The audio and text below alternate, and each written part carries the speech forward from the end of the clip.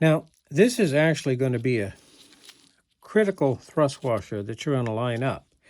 And this will be the most difficult task. But the thing is, though, I'll be doing it here on the bench, bringing the sun gear down into it. So it won't be actually too difficult. Now, what I need to do is I need to carefully position this first. This is actually going to go here, and here is my corresponding thrust washer. I'm going to make sure that I have them installed correctly. Now, this is the sun gear that I was talking about. This is going to be indexed like this, and then I need to have my thrust washer in this orientation. You can see the disaster of putting it on backwards. Oh my. But make sure that it's in the correct orientation. Now, this member, getting the sun gear into that nylon style thrust washer, is going to be the most difficult part for you because you're lowering the case down on this. So this is going to be actually part of the case and will move up and down. So you're free to kind of move this around and then make sure that it engages properly. And no problem. There it is. Little teeth are going on. This is going to be relatively easy. Okay, here I'm ready to install the two brakes. Now, this is going to be my wave plate, and the apply piston is coming in from the other side. And as you can see, it's nicely retained in the case. And here's going to be my backing plate. Now, this actually only goes in one way.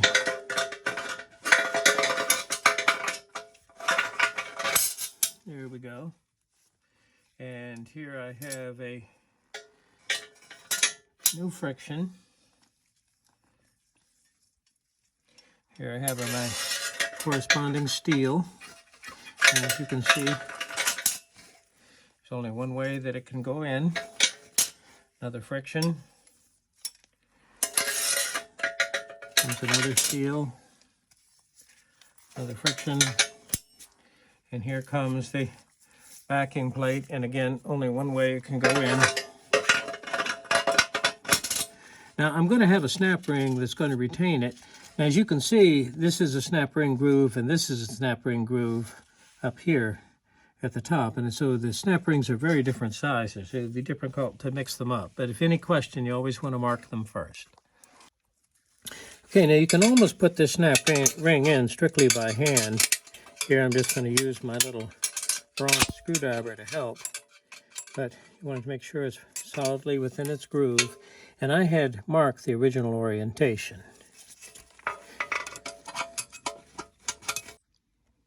Okay, at this point, I'm going to go ahead and lay the sun gear into position. As you can see, it's not going to go past the backing plate for that first brake. Now, the brake that involves the sun gear, this is its backing plate, so I'll go ahead and lay it down into position.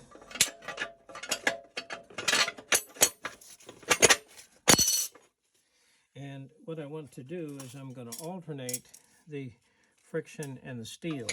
And you might as well just have that sun gear in position while you do this.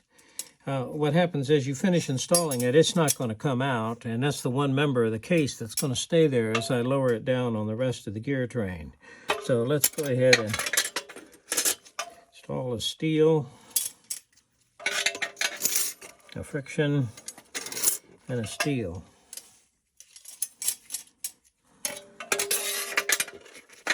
Now we're using new steels here, and I carefully measured them with the dial indicator to make sure they were corresponding with what I had there before.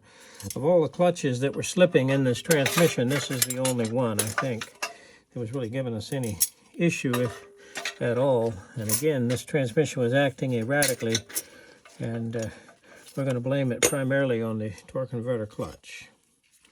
Okay, here's the last backing plate.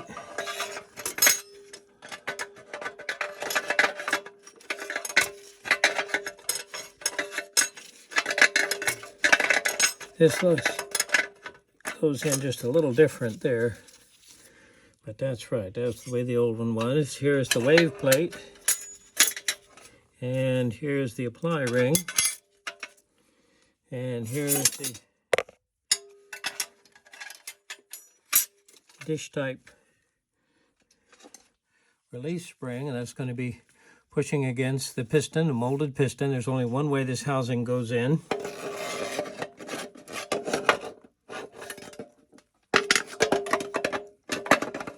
Air bleed at the top, apply port at the bottom. Okay.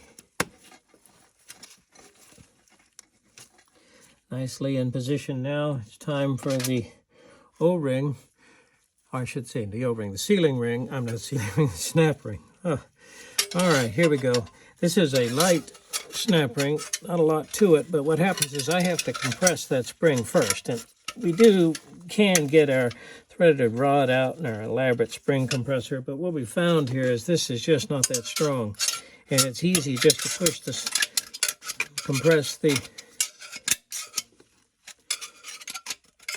return spring and move the snap ring into its groove just by hand. Okay, so our snap ring is very carefully seated. Like I say, this spring is just not that strong.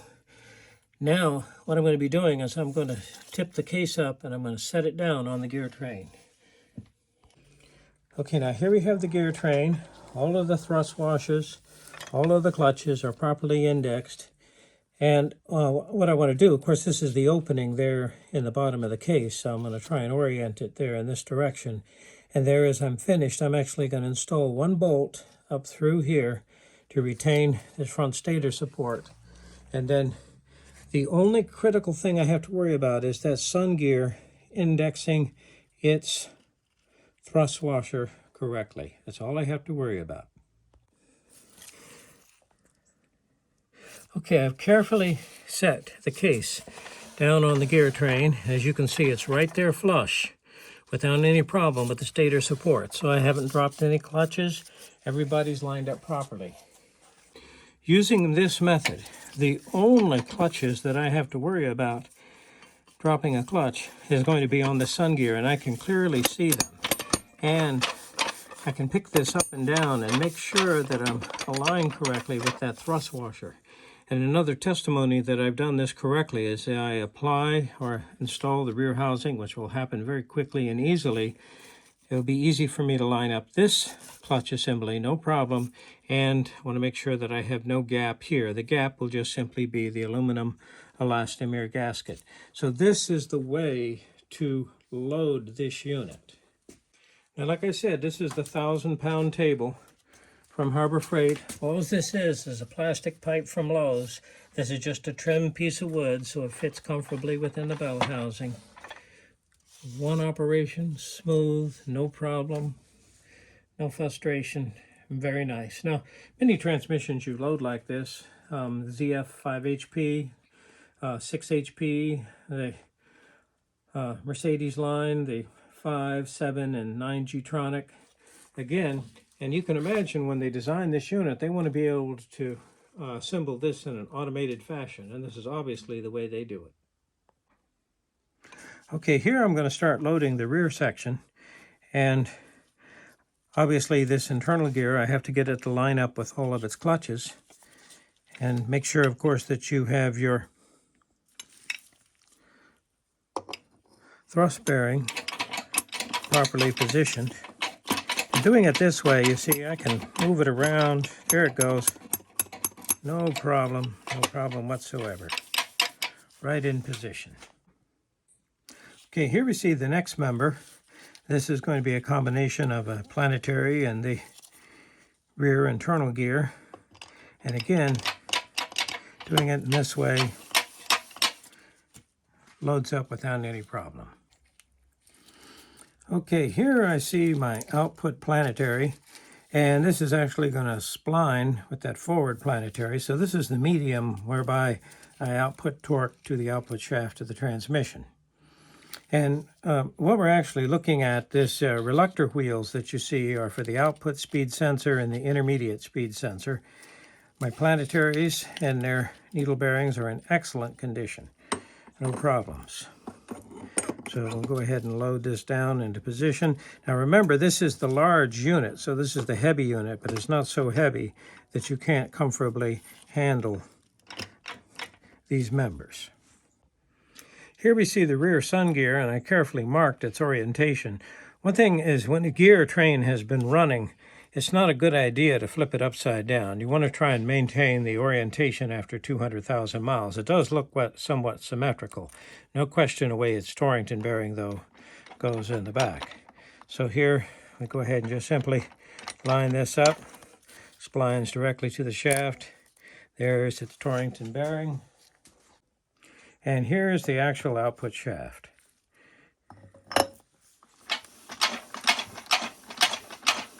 Don't feel any binding. Everything feels like it's aligned correctly. All right, here's my new gasket.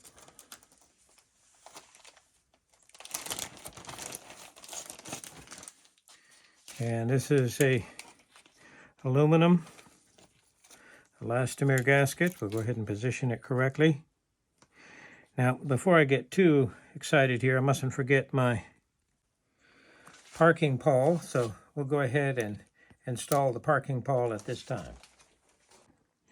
Okay, here we see where the parking pole will be installed and where it indexes the parking gear there on the output shaft.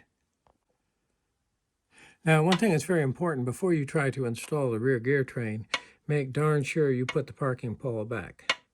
Now, you are going to have to remove the retainer for the parking pole, otherwise it's going to get in the way of the piston that applies the rear brake right there. But also, if you're cleaning the case, it'll be very easy to remove this, and you want to remove it. But there's the return spring, parking pole, and its dowel right there. Okay, here we're ready to install the rear housing, and here we see the hydraulic piston, all new seals. There we see our air blades. Here's our Torrington bearing and Torrington thrust washer correctly oriented. Got my new aluminum gasket. And if everything is lined up and I haven't dropped a clutch or missed a thrust washer, it should exactly go flush. And there it is. Success. So that actually was a very easy load using this method. Now, these are the tail housing bolts, and some of them actually go into a blind hole. But on the bolt that goes through the through hole, it's exposed to the elements, and this is one that can really cause problems with seizing. And what am I using here? This is Loctite blue. This is blue. This is just the thread locker. It doesn't require heat. It's just the liquid lock washer. Now, obviously, I'm not going to put this bolt where it came from. Instead, I'm going to use one of these so the corrosion can start off fresh. But if you put a little bit of this Loctite blue on there, one of the things it does is helps lubricate the threads, but also prevents them from corroding. You're actually kind of painting the threads. And how does Loctite work? It's an anaerobic sealer. What does that mean? Is for it to harden, it requires ferrous metal ions. And where is it getting that? Obviously from the bolt, not from the aluminum. But here, after 24 hours, it forms a nice plastic bond that will prevent this from vibrating out and protect it from water and corrosion. Okay, this is the 113 millimeter that we put in from the bottom. And this is what our plastic pipe was supporting. So now I'll go ahead and carefully start every one of my 13 millimeter bolts. Now, keep in mind, the sealing surface is here between an O-ring. And fluid's going to be circulating within this cavity, and this is where my sprocket for the oil pump is going to sit. And normally what happened with the pump bushing was a very critical surface, but here the stator support is actually supporting the converter. The actual sprocket is kind of free to move, and remember, I'm driving the sprocket from the inside. And we'll see that more in just a moment as we assemble it.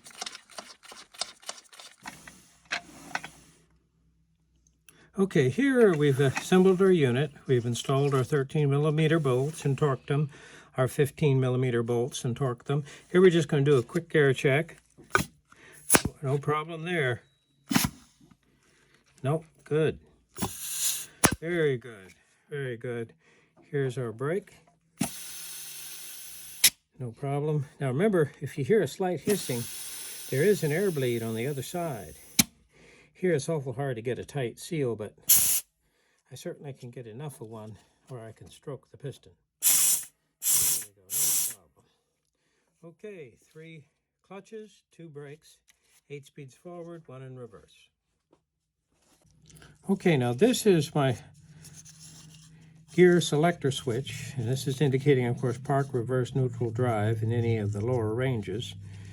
And this is one unit. This is actually a part, and this is rather fragile. You got to be real careful, and be careful. This plastic piece likes to break off right there, and when that happens, you're going to get a fault code with this, an implausible signal there for several of the ranges. And how does this work? This is actually a series of magnets which will pick up debris, metal, during the operation. So you want to try and wipe this off very, very carefully. I think I'll wipe it off again, but it was rather heavy there before, and it will be retained here to the manual lever with a roll pin, and then the manual lever into the case with a roll pin. And this will have, of course, obviously the linkage going to the parking pole to apply the parking pole in park. Okay, here's my first roll pin, and I'm actually going to install it in the orientation it was in before. So I just carefully lined it up, put it in position. I'll use a brass drift to actually drive it in position. Okay, we've used a brass drift to drive this into its corresponding position. And then, of course, this is going into aluminum, so we want to be very careful. And I was actually using a tool to actually pick it up. And I do have a new one in the kit, so I think I might opt to use the new one. Okay, here I've driven in my roll pin and lightly seated it. Now it's going into aluminum. Don't want to get carried away. And it's nicely seated. So, brand new one. So here is now my manual linkage. And here's my gear selector. And we're ready to continue assembly. Okay, now here what we're getting ready to do is we're going to install our input speed sensors. And here I have my turbine speed sensor, and there's its reluctor wheel. Now these bolts are actually made out of aluminum. And remember, it's an aluminum bolt, so I want to be real careful, don't over torque it. And then here we see the intermediate and the output speed sensor. Okay, here I've installed the harness and the input, intermediate, and output speed sensors. Make sure it's routed correctly. Here's my new seal right here for one of my brakes. And we'll go ahead now. We're ready to place the valve body down on the case. One of the things I didn't do was put the front cover in. By not doing that, it allows me to set up and inspect the sprockets very easily there that drive the pump. So it'll be the last thing that I do. Okay, here we've carefully placed the valve body. Now there are 2 alignment dowels that align it, so make sure that it's on the alignment dowels. Everything should line up correctly, and we're ready to go. Okay, now here I'm using the external Torx Plus socket, and this is what General Motors likes to use there for their retaining the valve body to the case. All of these other bolts are just conventional metric bolts. Only the external Torx Plus are required to remove the valve body from the case. It's carefully set down on its dowel pins. There are 2 different length bolts, but it's extremely obvious where the long one goes and the short one goes. So that's just really not an issue. Okay, here I placed all of my Torx Plus bolts, and I'm just going to use the speed handle and very gently run them in.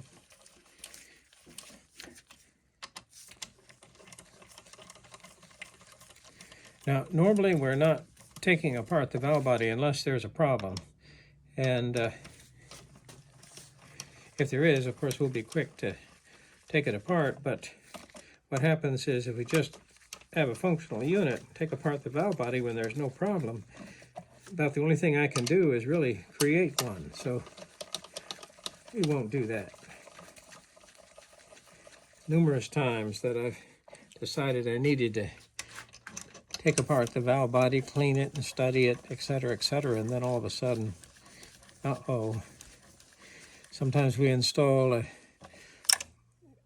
shift kit and doesn't do quite what we intended it to do. And normally for a customer, he wants an imperceptible shift. If it bumps, he says, "Young man, that's embarrassing." So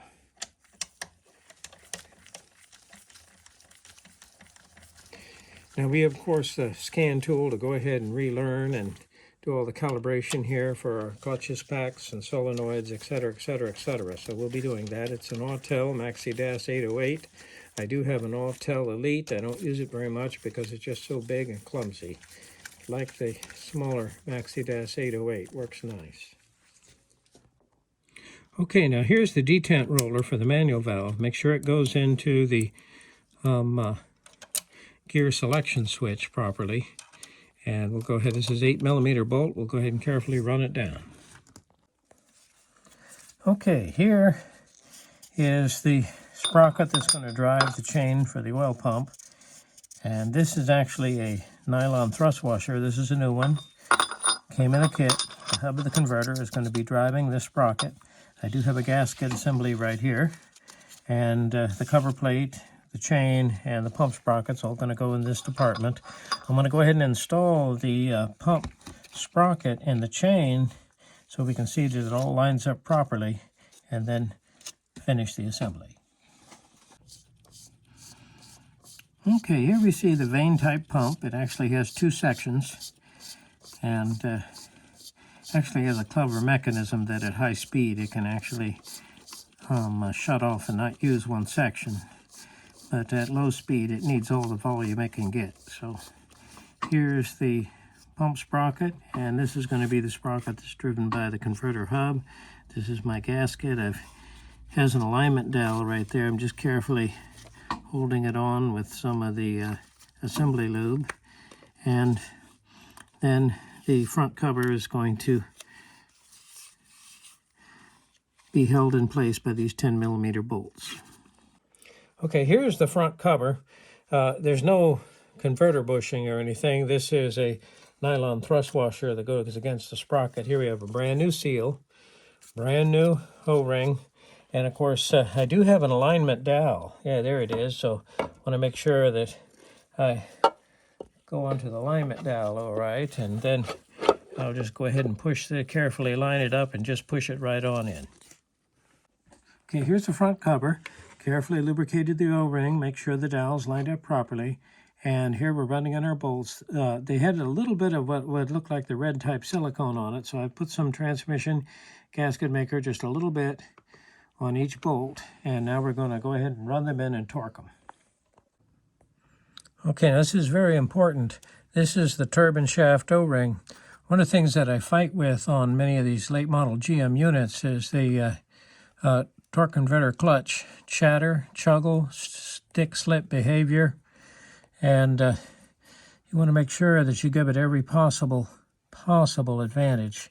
And of course I want to make sure that I got a nice fresh O-ring here on the turbine shaft.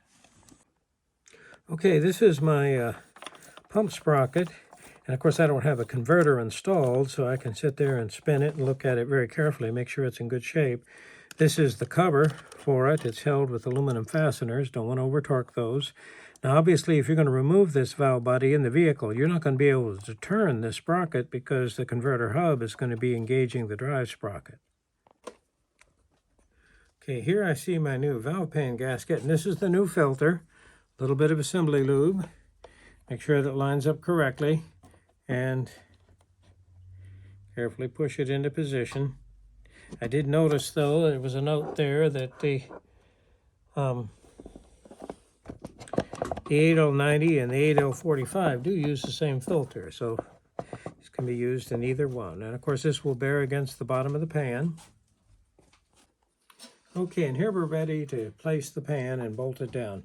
Don't forget your magnets. So we cleaned off the magnets real well, and this bolt right here is actually the level check plug. So we'll worry about that here in just a moment. Our installer is at lunch. He'll be back shortly, and we'll go ahead and start the installation process. Okay, here's our 8L90 completely assembled. Make sure that any hardware that came with it is included when it goes back. There's nothing worse than for it to get back in the vehicle and you left something on your bench. Always make sure all components, make sure the manual linkage is oriented properly, and if you're freshening up the seals there for the cooling lines, etc., make sure everything's included. Now the fill for the transmission on this one is over here on this side. Okay, here's where I actually fill the fluid, and this is, you could, I guess, have a dipstick here, but not on this model. This vehicle is an express van. It doesn't have a dipstick, and this is my fill plug right here. It's made out of rubber. They usually give you a new one in the kit, and this is just a stopper. You press that down, it locks it into position.